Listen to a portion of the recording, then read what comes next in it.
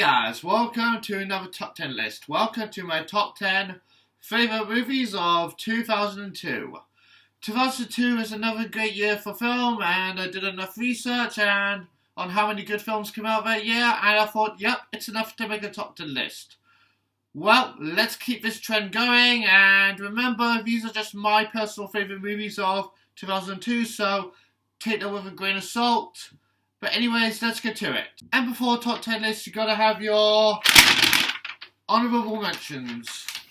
And my honourable mentions are Spirit Stallion of the Cimarron, 1 Hour Photo, 8 Mile, Gangs of New York, The Powerpuff Girls Movie, Ice Age, Men in Black 2, Eight-Legged Freaks, Red Dragon, Die Another Day, Death to Smoochie, and Triple X. Good films, just couldn't make the top 10 list, but coming at number 10 is Star Wars Episode 2, Attack of the Clones. As a fan of the prequels, I thought this was a good follow-up to The Phantom Menace.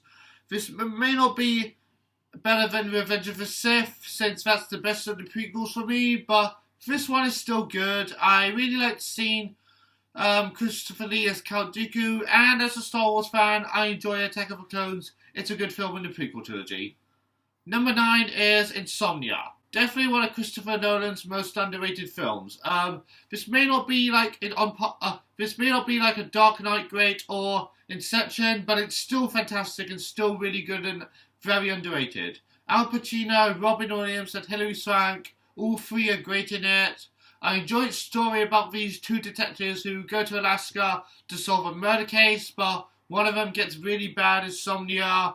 It's thrilling, it's deep, it's also very disturbing at times, but it's still done very well. Coming in at number 8 is Minority Report. Minority Report is another one of my favourite Steven Spielberg films. It's an awesome sci-fi film that's set in the future with, I think, the 2050s, something like that, but with a special police department that can stop crimes before they're even committed.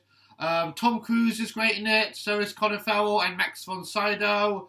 They're all brilliant in this film. I love the special effects, the setting it's in.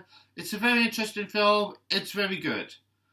Anyways, number 7 is Lilo and Stitch. Always loved this film growing up. It's definitely one of my favourite Disney films. I love its story about a girl named Lilo meeting an alien called Stitch. The sister relationship between Lilo and Nanny works very well. The sci-fi elements are fun. There's a few songs in the film which are fun to listen to, and I quote this film a lot too, such as Ohana means family, and family means nobody gets left behind or forgotten. Anyways, number 6 is Catch Me If You Can. Another amazing Steven Spielberg film. Leonardo DiCaprio and Tom Hanks are both so good in this film. Very brilliant story about a con artist who worked as a doctor, lawyer, and a co-pilot before ripping off banks. The score by John Williams is also really good, especially during the end credits. The opening credits. Christopher Walken and Amy Adams and Martin Sheen also have very good supporting roles in the film. I love this movie, Catch Me If You Can. Number 5 is for Santa Claus 2.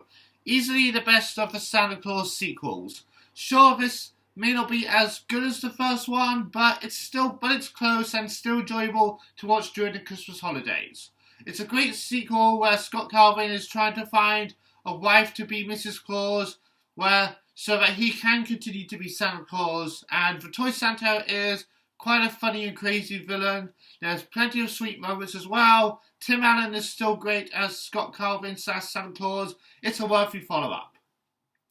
Number 4, Treasure Planet. Definitely one of Disney's most underrated films. I love how it tells the story of the Treasure Island story, but with a sci-fi setting. I think that's very creative and interesting.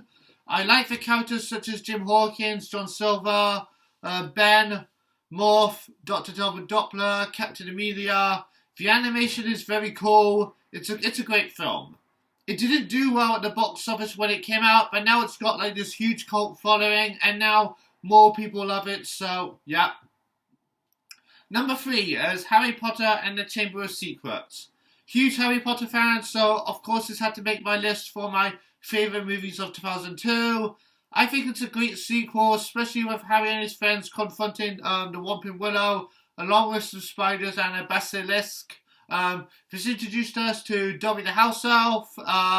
This franchise gets even better with the next films, but this was a solid sequel. Anyways, number 2 is The Lord of the Rings: The Two Towers.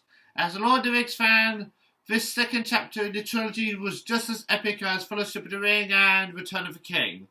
It's amazing to see some new characters such as Eowyn, I think that's her name.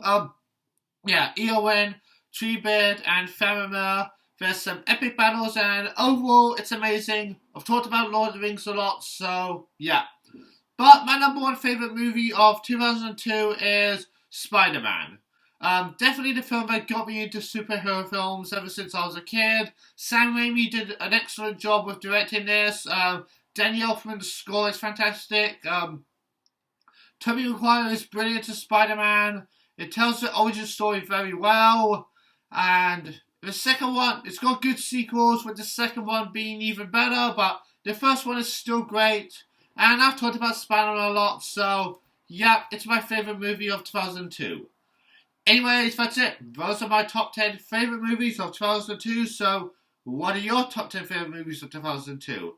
Tell me down in the comments, and thank you all for watching, and I'll see you guys next time. Bye.